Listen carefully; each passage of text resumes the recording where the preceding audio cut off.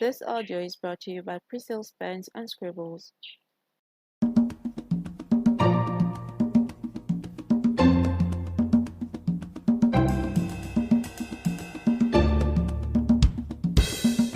What's up, guys?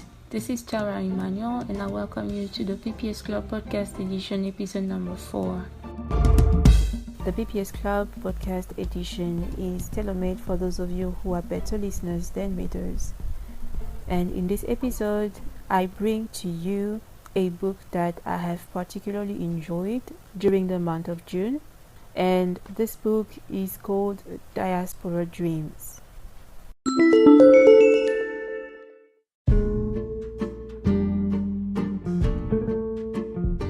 Released in March 2021, Diaspora Dreams is Andrew Chatora's debut novella.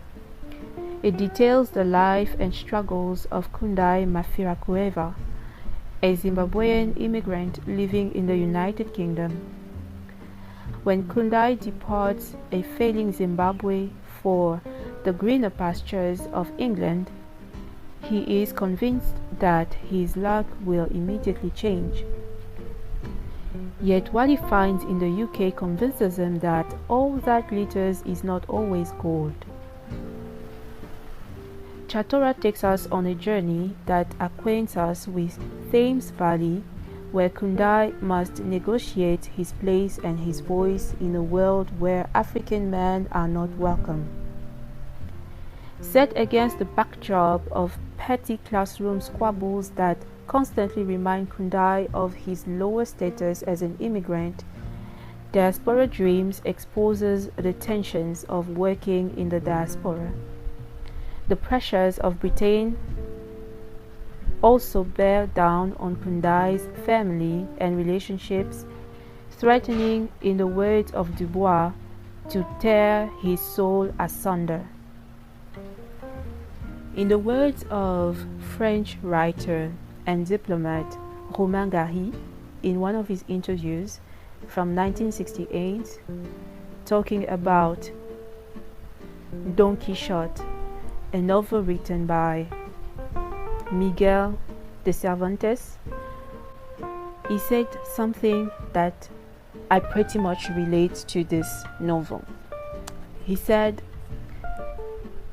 "I believe this is one of the great characteristics of masterpieces, that you can open them at a random page and start reading from there before proceeding to actually reading them from cover to cover."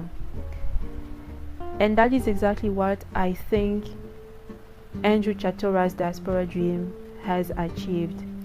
Hence, I'm not going to be reading to you the first chapter today, but I'm going to read from my favorite chapter, which can actually give you a imagery of what is going on without giving away too much of the story, while still captivating you and resonating with your reader's mind in a way. So here we go. This is Diaspora Dreams by Andrew Chatora, read by me.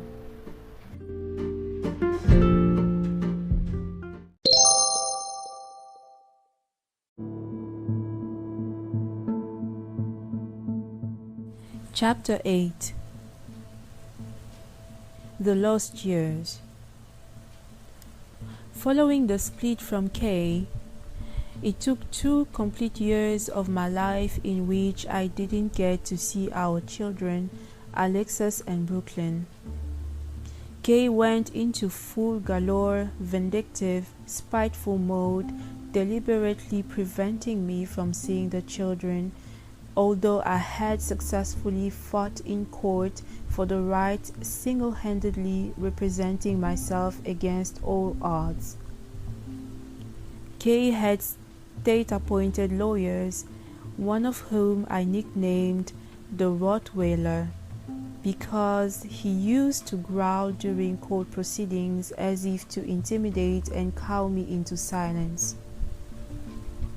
He had protruding yellow teeth, and that made him look more menacing. The productive time I could have had with my children was lost in protracted legal battles, mostly instigated by Kay to frustrate me.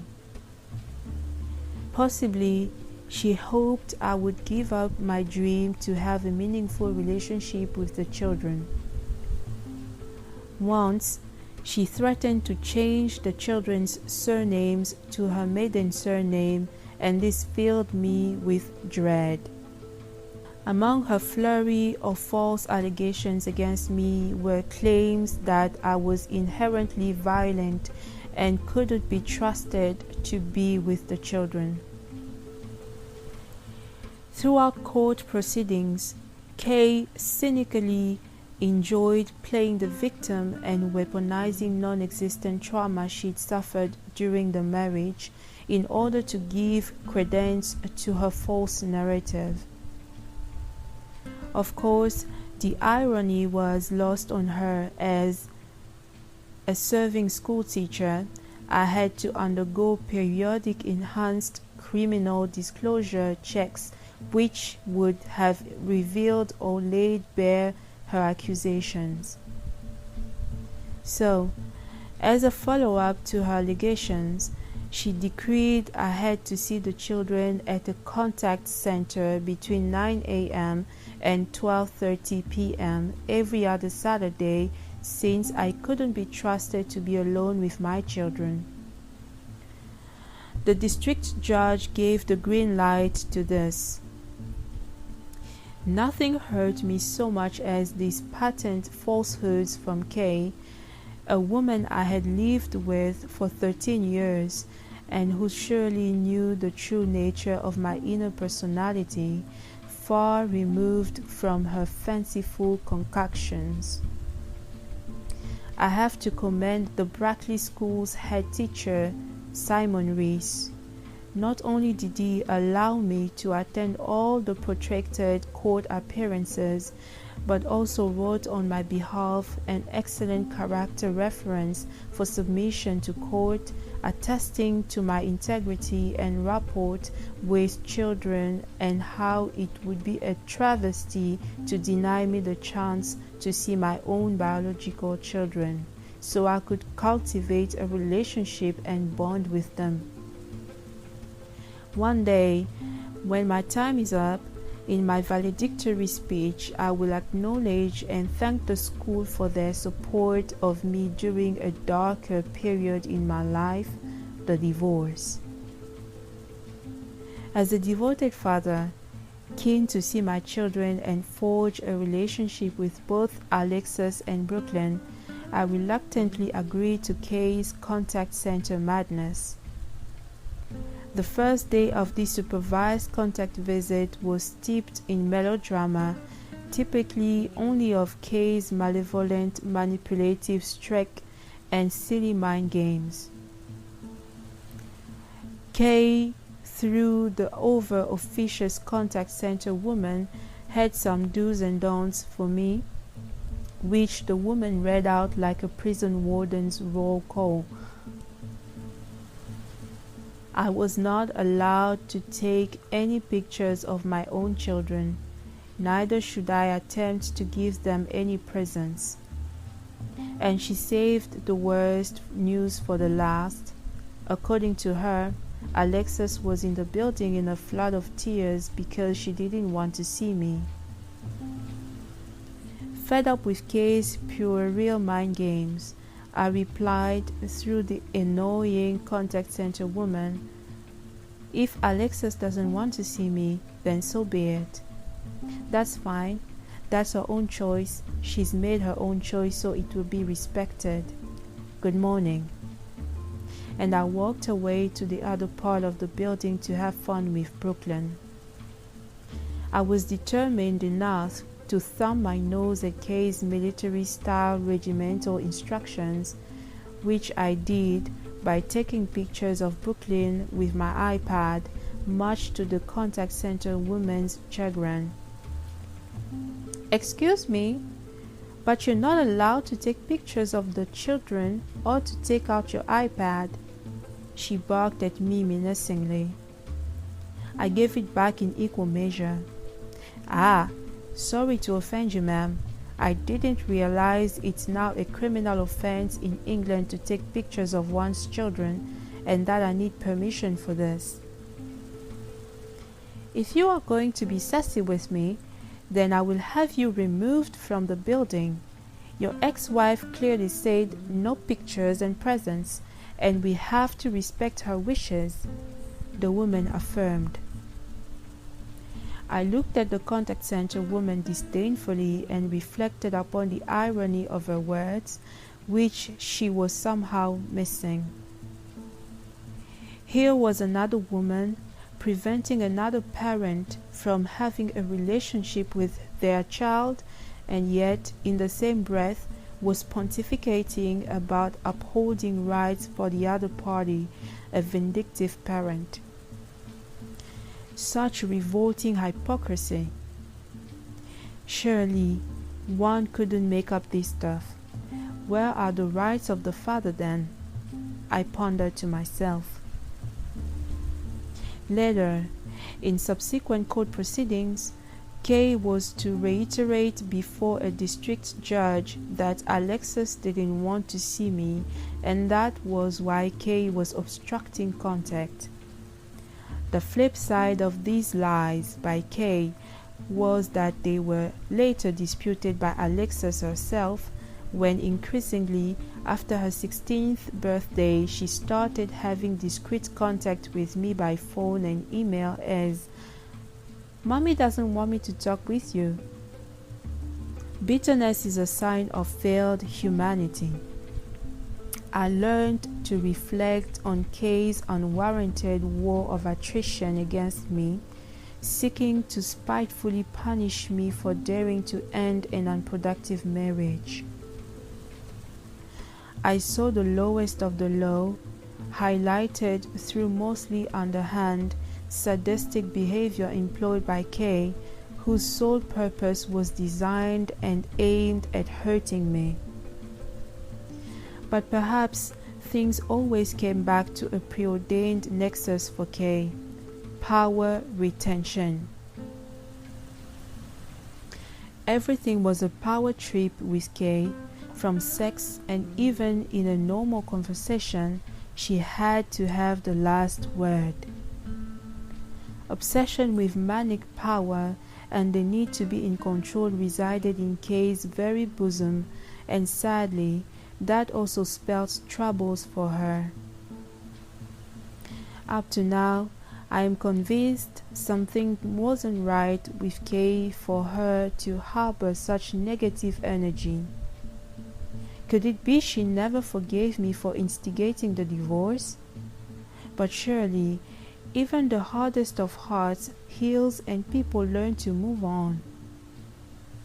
Oftentimes, I couldn't help reflecting and drawing analogies with Nelson Mandela's astute observation on how forgiveness is a powerful force which liberates the soul, and if we carry on, mired in bitterness, then we end up prisoners ourselves.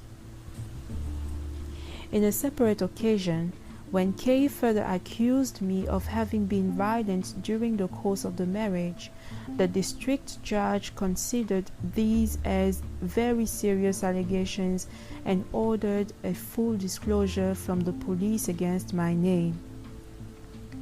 These came back as negative, a clear vindication of me, but then Wiley Kay still had another trick up her sleeve. She told the bemused district judge that the reason there was no corroborating evidence from the police was because, in our Zimbabwean culture, it's perfectly acceptable for men to hit their women or wives, and much as Kundai used to physically abuse me, I didn't report it to the police because it is part of my culture to accept it and get on with it as part of marriage. I was aghast, visibly shaken and upset by these gross misrepresentations of our beloved culture. More so, I felt aggrieved she was fomenting and feeding anachronistic stereotypes about my race to white people in positions of authority, thus undermining their perception of black people. I felt insulted on behalf of my fellow citizens to have them racially profiled like this by one of their very own. I demanded an apology and retraction from Kay, following the vindication from the police about my character. In typical Kay fashion, the apology was not forthcoming. Predictably, the district judge encouraged me to move on for the sake of progress with the case. Then, at the start of court proceedings, Kay came to court with a friend of hers, purportedly to offer her support. The friend, a certain Lucy, also known as Mai Tawanda, tried to gate crash into the district judge's private chambers, but was fortunately denied entry. We certainly live in a weird world where people can be grossly misguided to think they can tinker with the justice system at will. This is England, not some banana republic, I mused. In retrospect, I have tried to rationalize why Kay's friend Lucy felt duty-bound to attend a private family court session. I can only think, perhaps, she also wanted to hammer the last nail into my proverbial coffin in this bitter legal wrangling with her friend. Part of me also reflected I had bumped into Lucy at the Glastonbury Music Festival when I was with Zet. Now it made sense how Kay may have ended up knowing about what I, all along, thought was my clandestine relationship with Zet.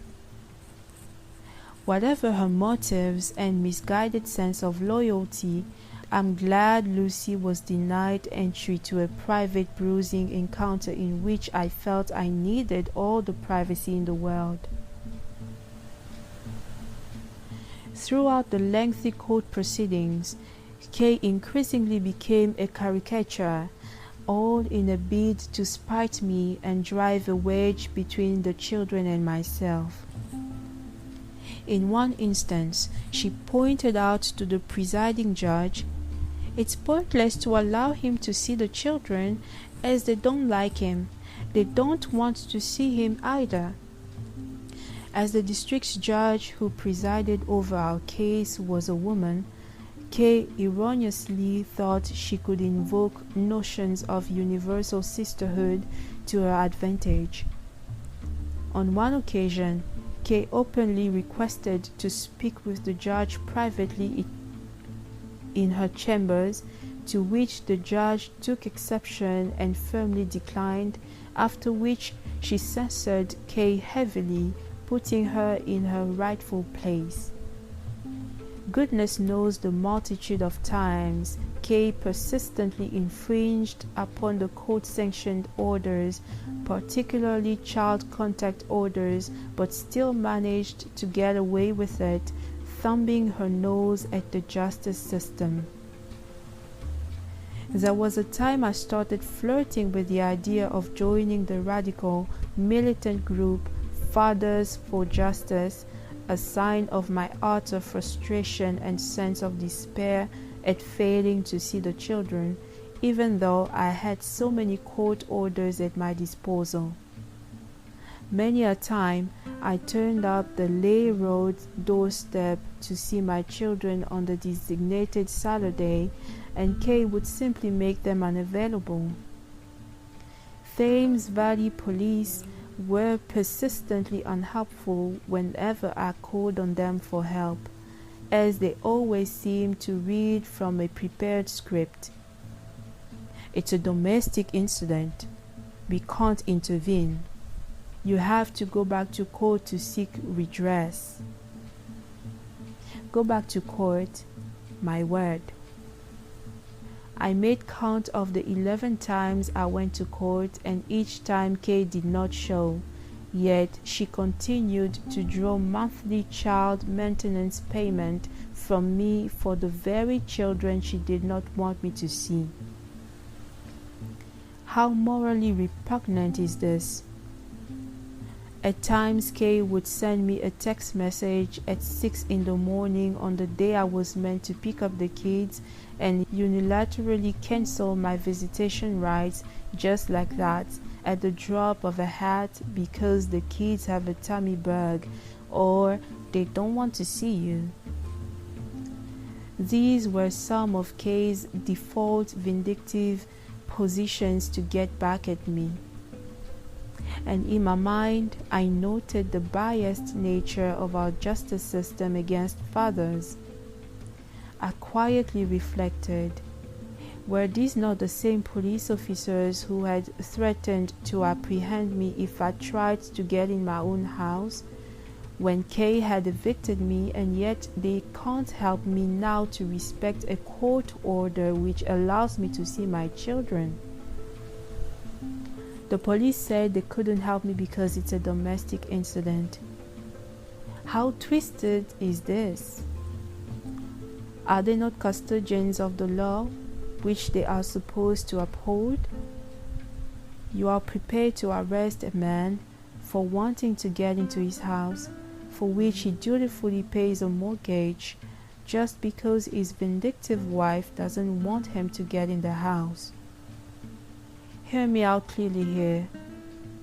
The man is not threatening any violence. He just wants entry into his house. But you will not hear of that. You are on the side of the wronged woman. And yet, when the same woman flouts court orders, you are not prepared to sanction her because it's a domestic incident, we can't get involved. That was my experience at the hands of Thames Valley Police Force.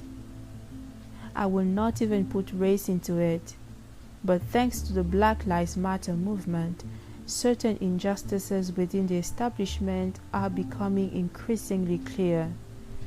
Institutionalized racism within the Metropolitan Police Force, for instance, is a matter of public record even from serving and retired police officers.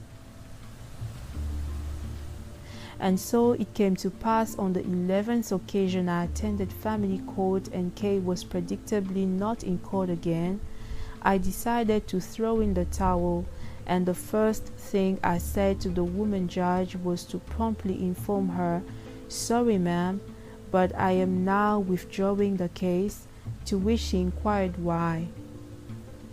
And I responded with my treatise, "I give up. She has won. My ex-wife can keep the children for all she wants and prevent contact as she's been doing. She has won. I have come here for the past 10 consecutive occasions. She doesn't turn up and you don't do anything to her. There are pre-existing court orders which she continues to flout with impunity. So yes, it's been a long drawn-out war of attrition, and to give myself sanity, let me withdraw the case."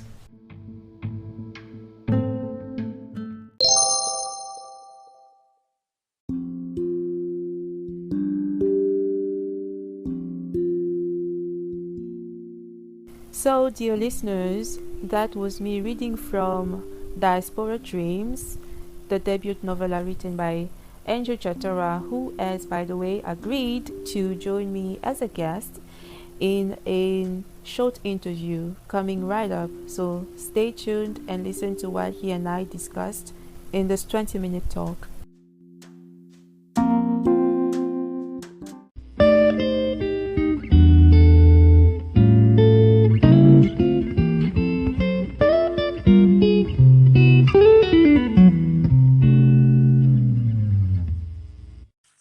listeners, and welcome back to another exciting moment in the PPS Club Podcast edition.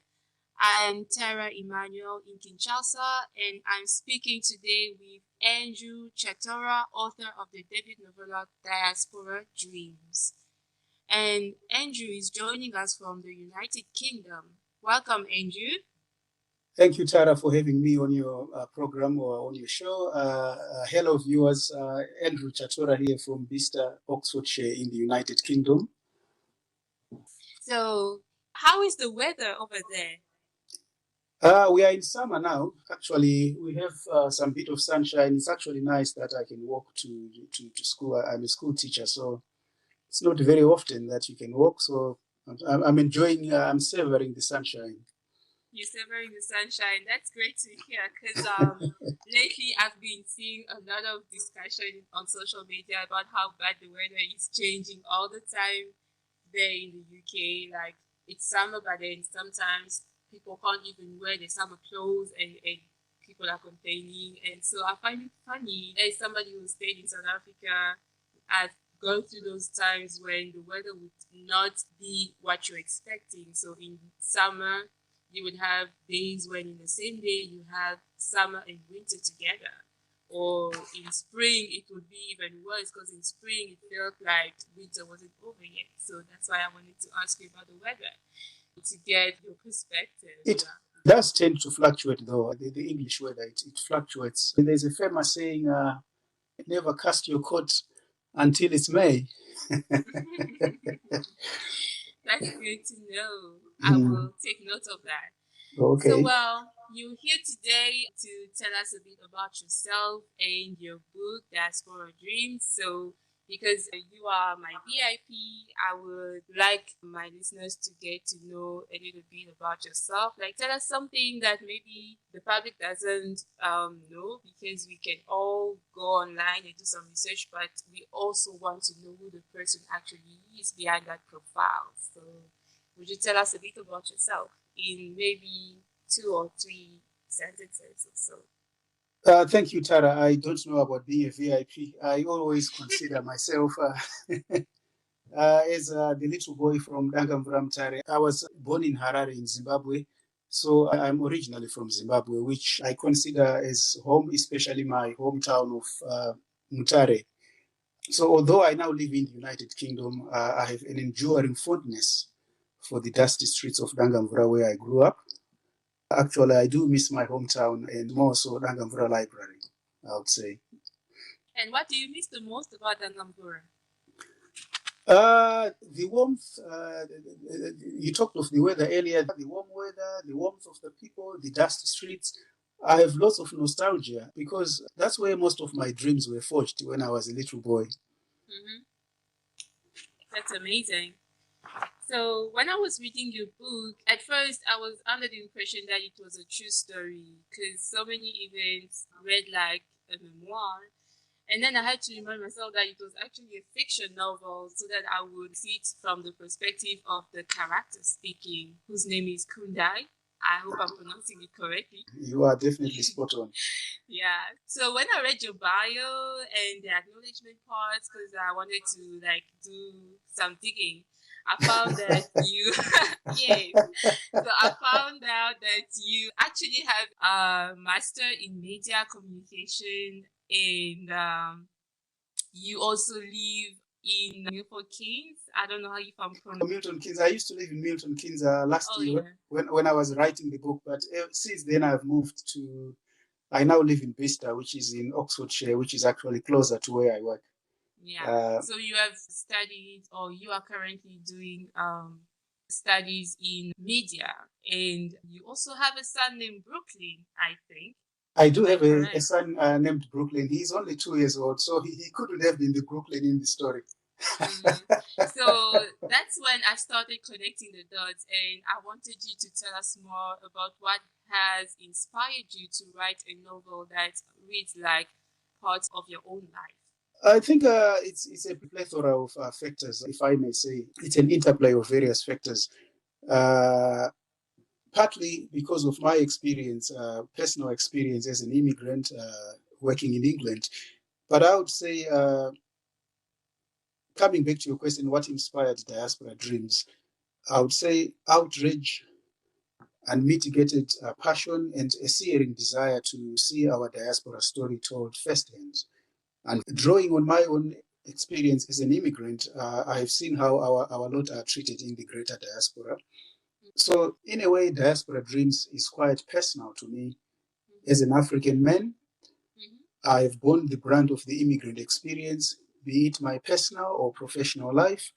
And so nothing fires me up like injustice, all forms of injustices, which in a way prompted me to write Diaspora Dreams. But the immediate spark, so to come back to your question, Diaspora Dreams, it was born out of the tragic death of George Floyd, an African-American man murdered by the police in Minneapolis in May 2020.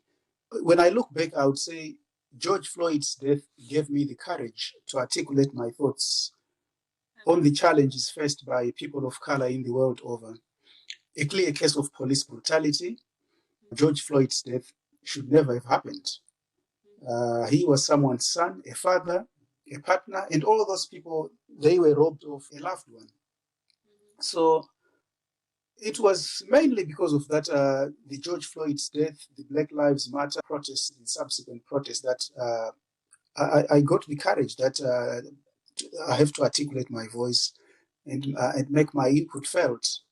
In a nutshell, I would say that explains the inspiration behind Diaspora Dreams. That's great. Would you say it was more like a burden you felt upon your shoulders to also like voice out what you always had in you about the immigrant experience, the Black man experience in a foreign land? Precisely.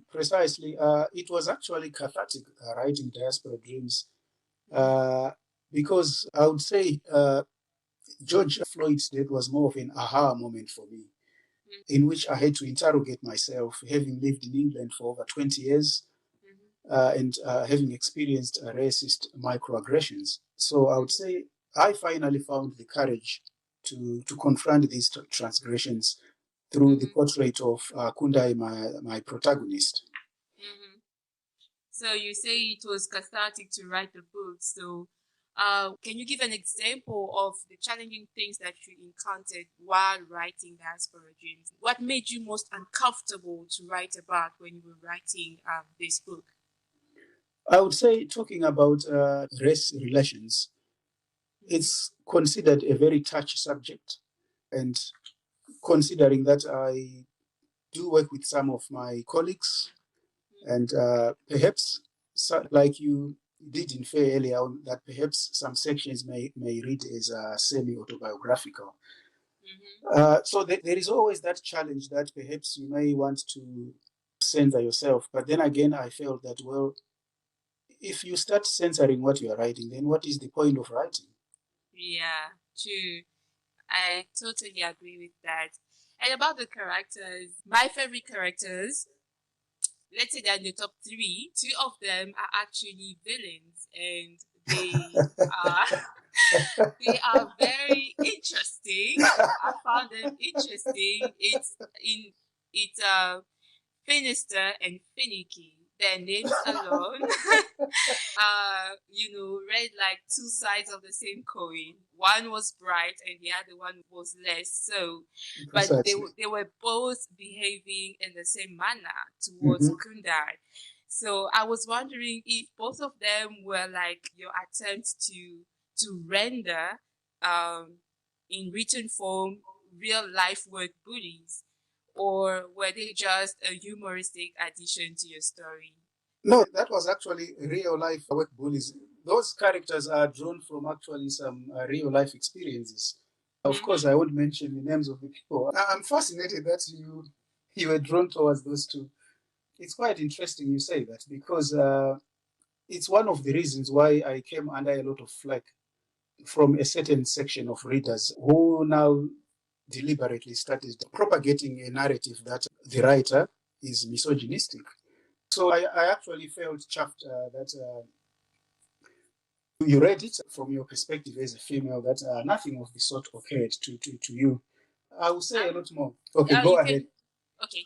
So I wanted to say something about that actually. When I was reading the book, from the first couple of pages, like I was under the impression that Kundai, the narrator, was talking about his past, so it was going to be his own point of view, so that the reader wouldn't really say that it was a accurate account of whatever was told in the book, because it was his point of view, it was his experience. It's true that sometimes we tend to mix the narrator in the book with the author of the book, but when I was reading it, I was like trying to put myself in Kundai's shoes, and even in the beginning when I read the few events that happened when he landed in the UK, he said something that caught my attention that also foreshadowed the fact that his relationship with his wife was going to have a bad ending. So I was already expecting something like a broken marriage along the line. And I also expected that it's the immigrant struggles that were going to be the reason for their broken marriage. However, in the end, I saw a completely different story, and I could no longer trust Kundai's account of everything that happened within the book because of his condition. So now the question I've been dying to ask about it is not so much about the misogynistic slurs that he used when describing women. My question is more on the side of when you was writing the story, did you always know from the beginning that in the end he would come off as an unreliable narrator after being seen in a long-term care home?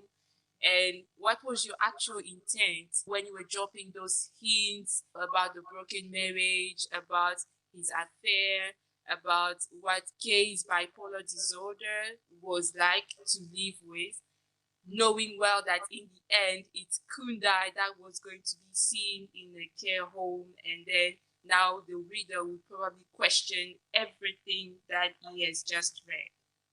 I'm actually glad you've been able to articulate the difference that actually people should make a clear-cut distinction between the writer and the narrator.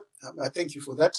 And then coming to the crux of the matter, your question, I'm also equally glad that you were able to see that increasingly, as a reader, you sort of ended up questioning the reliability of Kundai as a narrator, which was quite deliberate because I left it open to the readers so that they could be able to question that at what point does this narrator ceases to be reliable? Because by the end of the novel, he's committed in a psychiatric unit. He's telling his story retrospectively, through flashbacks. And so it was a deliberate effort on the part of the author. For someone who is interested in postmodernism, again, I wanted to show what happens when someone's psyche becomes fragmented or haphazard. I think one criticism the book has received is that it trivializes mental health illness, which I think it misses the point in a way, because when you look at Kunda himself, he's battling psychosis. So there is no way the book is trivializing mental health illness. What I think is actually that not that it trivializes mental illness, but it shows what it's like to live with a mentally healed person, but without first acknowledging or being self-aware yourself.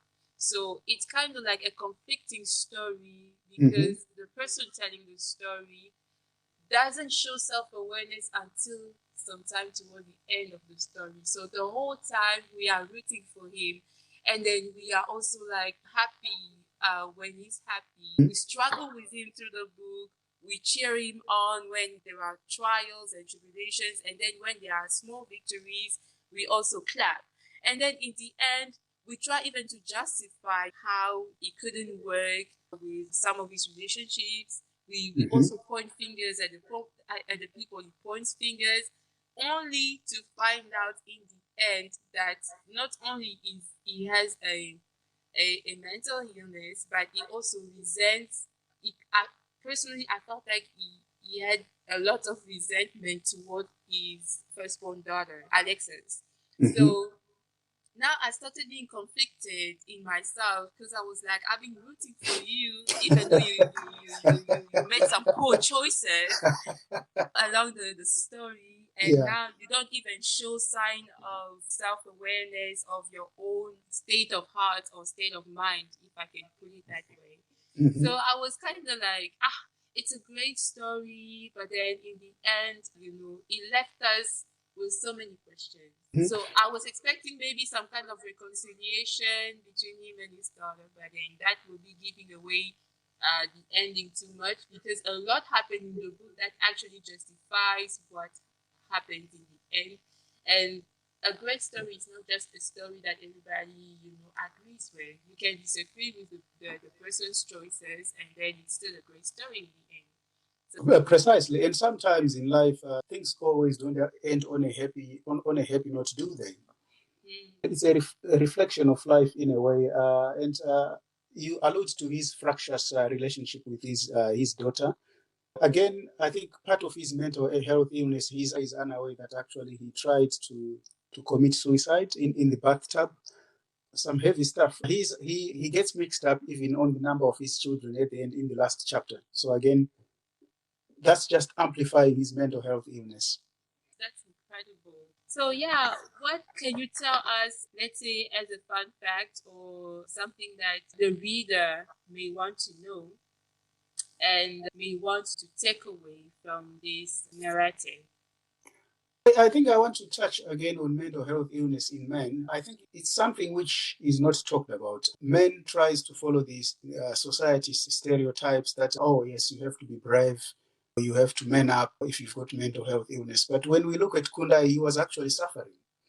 He had mental health illness. So perhaps if the portrait of Kundai can raise the profile of mental health illness in men, and make them to open up and talk about it, then I think that would be something great. All right, that would be great. Thank you so much for answering that question. I hope it wasn't giving away too much of the book itself for No, those that's who all right. haven't read it yet. Mm. Yeah. So my next question is, who inspires you the most to write, and what is your favorite work they have published, written or published? Oh, that's a very broad question. I have a wide array of authors who inspires me. So perhaps I'm trying to think, should I try to break that down into different categories? Well, feel free to pick one or two at most. Let's say your two favorite ones, and what are their best works. Or you can also recommend something by your favorite author. It's a difficult one because I enjoy a lot of authors. I'll go for Charles Mungoshi, the late Charles Mungoshi, one of the most prolific writers Zimbabwe has ever produced. I've never heard of him. Charles Mungoshi. Charles Mungoshi, Mungoshie. I will send it to you after the interview. He's one of the most prolific, versatile writers Zimbabwe has ever produced. He was able to write both in English and Shona, which is our vernacular language. And it is amazing. Growing up in Dangamvuramutare, he was one of my heroes because he could write very well. He could articulate very well. Even when I went to university to study English, he was the writer in residence at the University of Zimbabwe. And it was great to interact with him. I would recommend Waiting for the Rain. I think it's a classic by Charles Mungoshi, Waiting for the Rain, which was incidentally banned by the Rhodesian government. Mm-hmm. I would also recommend Walking Still by Charles Mungoshi, which is a collection of short stories, I would say. You said you only allow me to. Okay, for the sake of our listeners, let's give them your best. You can add one more if you like. Okay, there's a new author. She's currently in South Africa, Sue Nyati. She's absolutely brilliant. I've just read Sue's, actually, I've read all her books. The Polygamist, A Family Affair, The Gold Diggers. The Gold Diggers is brilliant because it touches on the immigrant experience. So I found I could resonate with that as well. I would say it's definitely a must read, Sue Nyati. based in South Africa. She's another Zimbabwean author as well. So I think I'll settle on those two, though I have drawn a lot of inspiration, even from international influences, authors such as James Baldwin, Ralph Ellison, Dickens, Wilkie Collins, Defoe, George Eliot, among others. Our listeners have all these authors to check out alongside Andrew Chatora. Please feel free to check out his favorites alongside his own work. So now that we're talking about your work, can you tell us a bit about your upcoming projects? And I guess that will be my last question for today. What can we expect in the future from you? Okay, in the near future, readers should be expecting my second novel, Where the Heart Is. What is it about? Where the Heart Is. In brief, it touches on the immigrant experience again from a different perspective, I would say. Without saying much, I feel that actually it's stronger than my first novel, which is another thing I'm happy with, that as a writer, perhaps you see that you're actually growing as a writer. So Where the Heart Is will be my next novel. Then I've got a collection of short stories based on experiences both in Zimbabwe and in England, looking at the Black experience, life as immigrants in different perspectives. Then I've just finished my third novel, which is Harare Voices and Beyond. My publicist is currently looking at that at the moment. She's editing it as well. So I would say readers should expect a hodgepodge of creative works to come soon. That sounds amazing, Andrew, because as a writer, I listen to you and hear that you have all these projects lined up for the near future, and I'm wondering maybe if you could tell us, and this I promise will be my very last question, if you could tell us a bit about your writing process, like how are you able to achieve such high volume of works in this time frame? I would say I write intuitively, if I may put it that way. Writing for me is an outlet for me. It's a form of escapism in which many a times I find comfort in the world of my characters. So it's very easy for me to get sucked up into my writing world, which explains why, if the creative juices are flowing, I find myself, I'm just writing. Great. I guess I'm more of a planner. Like I have to plan what I'm going to write on and then rely on inspiration. But I guess I will try to follow my intuition next time. And I hope that if anyone else is also a writer, listens to this interview, would take something away from this talk, which is a great talk, by the way. Thank you so much, Andrew, for agreeing to doing this with me. I'm really happy that you accepted my invitation, and I hope it was an equally interesting conversation on your side. Thank you very much, Tara. It's been equally insightful and interesting to chat with you, and I was very chuffed by your choice of characters, Finister and Finicky. Yes, I really enjoyed them because I think Finister came first and then Finicky, and both were just wow. Like I was impressed. Thank you so much again. I think we have now reached the end of our interview. What else can I say? Except for thank you so much again. You're welcome. Yeah, I'm looking forward to reading your next work. Thank you. Yes, and have a good evening. Thank you again. Lovely to catch up with you. Okay.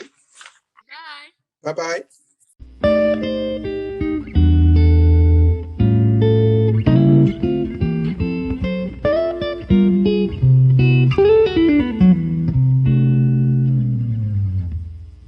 Alright, listeners, we are finally at the end of this episode, and I just want to say thanks to Andrew Chatora again for joining me. It was an incredibly insightful talk, and I also want to thank you guys for sticking around until the end. I know it was a long episode. That is how basically all interview episodes are going to be. So we're going to have longer episodes and shorter episodes where I'm doing my one-woman show. Alright, so this is, as you have figured it out already, our Thricelation section. It's called Thricelation as in translation, and this is where you learn how to say it thrice with thrice the confidence and be thrice as fluent in French, English, and Lingala. And today's Thricelation is a Lingala word, or a word from Lingala, and the word is Wenze. It's spelled Wenze, Wenze.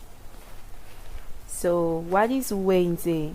Wenze is that little place, usually in a municipality, where farmers and small retailers set up their tables and they put their products in plain sight. So it's not a shop, but it's a open place where retail is done. So now, how do you say Wenze in English? You may have already guessed it based on the explanation.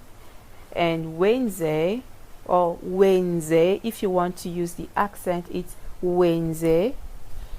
In Lingala is market in English, or the market. Not the supermarket, but the market. And in French, we say marché, or le marché. So that's it.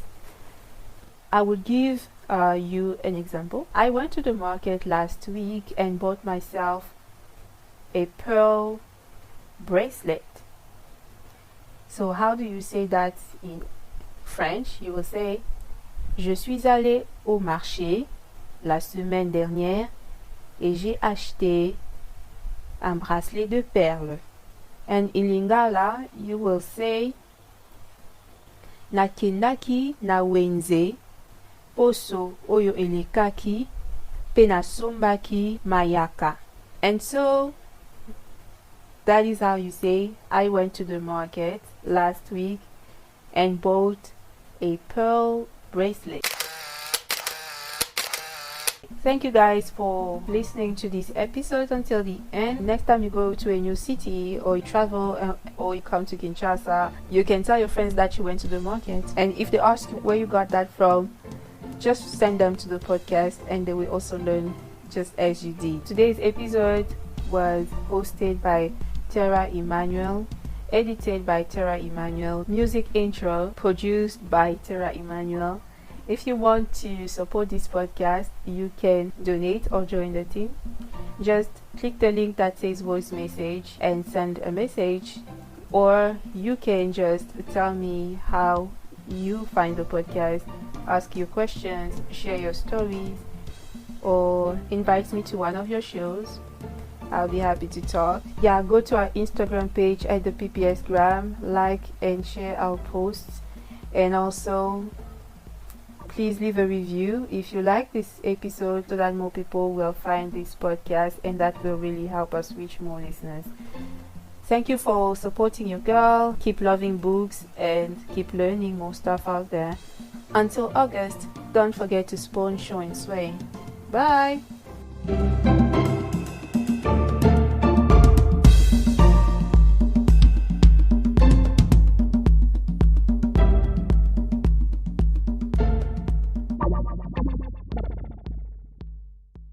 This was the PPS Club Podcast Edition with Tara Emmanuel, brought to you by Priscilla Spence and Scribbles.